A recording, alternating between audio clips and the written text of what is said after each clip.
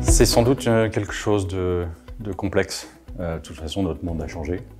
Notre relation à l'espace, notre relation à l'habitat, la composition des familles a changé également. Et on a, nous, l'obligation, effectivement, de prendre en compte ces changements-là. C'est l'occasion, avec le PLUI, de le faire. Il faut anticiper ces changements, il faut s'adapter à ces changements.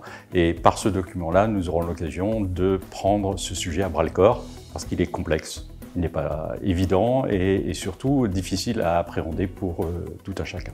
On a constaté ces 20 dernières années qu'en Normandie, la population n'a pas évolué. Par contre, notre consommation d'espace a été énorme. C'est plus de 20 000 hectares par dizaine d'années qui ont été consommés. C'est un sujet aberrant. La terre, c'est un bien précieux, il faut la conserver. Certes, elle a plusieurs fonctions, une fonction d'habitat, une fonction de logement, mais une fonction aussi de paysage et de cadre. Donc notre travail, notre rôle, ça va être de préserver cet équilibre difficile et compréhensible entre ces différentes nécessités.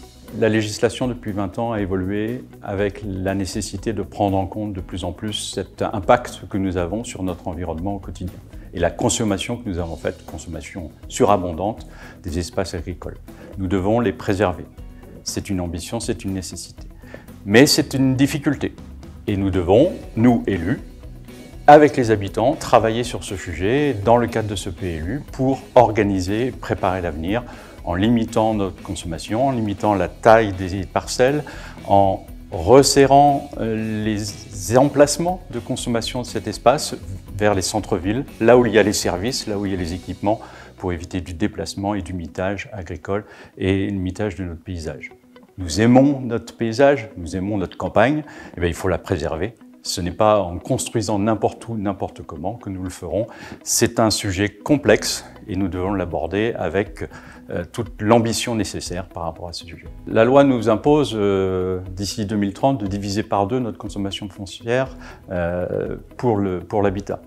L'idée, bien entendu, c'est de construire là où on a déjà de l'habitat, en le construisant autrement, en recomposant peut-être nos terrains, en reconstruisant sur des friches, en reconstruisant sur de l'habitat ancien à rénover. Là aussi, chaque particulier peut s'approprier ce sujet-là pour le faire sien et le faire évoluer aussi son habitat, à la fois sur le plan quantitatif, mais aussi sur le plan qualitatif. Pour passer d'un bâtir plus à un bâtir mieux, il ne faut plus avoir la vision du terrain à bâtir tel qu'on le connaissait actuellement dans nos communes.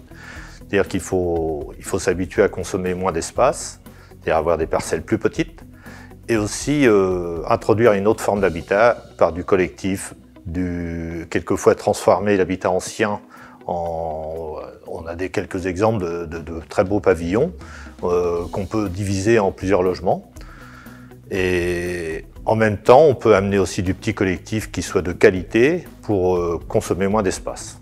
L'objectif prioritaire est de préserver notre cadre de vie tout en consommant moins d'espace et permettre à la population d'habiter, de travailler, de se distraire sur un même territoire en se déplaçant de manière plus sobre énergétiquement.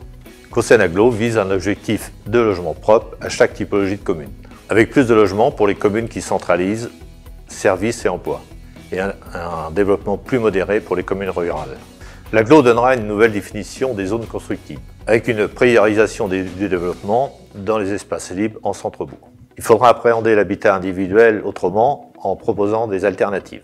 Car les chiffres le démontrent, le modèle pavillonnaire tel qu'il est aujourd'hui a consommé trop d'espace. Le PLUI permettra toujours de construire des logements individuels, mais sur des parcelles moins grandes que par le passé. De plus, le modèle pavillonnaire n'est pas un modèle unique. Aujourd'hui, on peut faire du petit collectif, on peut transformer l'habitat ancien en collectif. Il existe déjà dans les communes rurales de l'habitat collectif, type maison de maître, que l'on peut diviser en plusieurs logements. Le PLUI permettra de concilier habilement densité et intimité. Par la majorité, de façon à éviter le vis-à-vis, la promiscuité et les conflits de voisinage. Pour respecter le PLUI, les constructeurs et les promoteurs vont devoir évoluer.